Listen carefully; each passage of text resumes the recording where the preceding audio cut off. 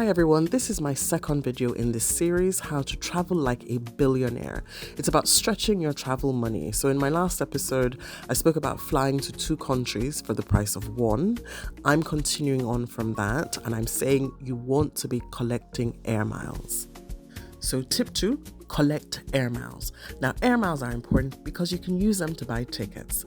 For example, on a return ticket from London to Washington, D.C., you get about 5,000 air miles. Well, I've used 15,000 air miles to buy a business class ticket from London to France, to Nice in France. Well, that's like buying a ticket for free, a business class ticket for free, because I traveled 3 times to America.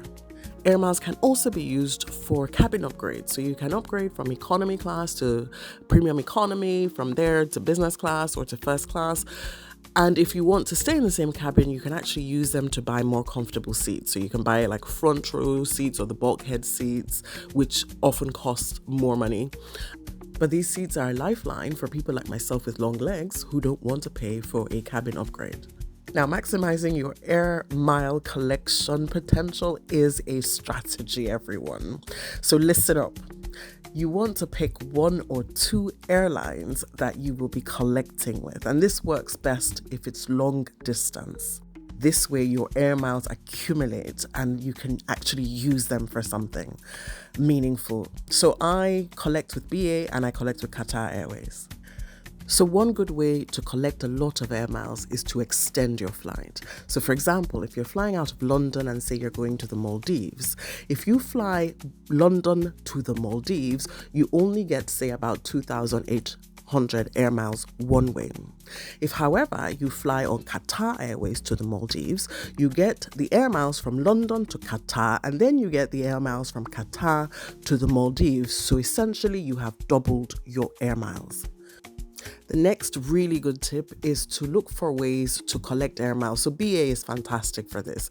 You can get air miles from credit cards. So if you have, say, like the American Express, British Airways credit card, for every £1 that you spend on that card, you are collecting air miles, and then you collect more when you use the card to buy your airline ticket. If you make this card your primary credit card, then you are forever collecting air miles, and it's actually easy to do without you disturbing your finances. The next thing you can do to collect BA air miles is to use Uber. So you use it for taxi, the cab service, that's nice and easy, but you can also use it for your trains. So Uber also sells train tickets, and if you commute into London for work, perhaps, then you are collecting air miles, or you can collect air miles from your train ticket. And if you have both the credit card and Uber, then you're actually collecting double air miles. So you're collecting air miles from Uber, but you're also collecting air miles from the credit card. Another one I like is to shop via the British Airways Avios portal. You can buy almost everything that you need. So we're looking at home insurance all the way through to phones, and they often have deals. So you can get, say, like 3 air miles for every £1 you spend. And then you also get the air miles from using your credit card. And finally, you can actually purchase air miles.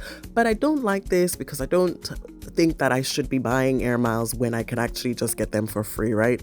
However, this may be useful, say, if you are trying to get enough air miles to buy a ticket, and I only encourage it when there is a sale or an offer. So if they're giving extra air miles, then do that.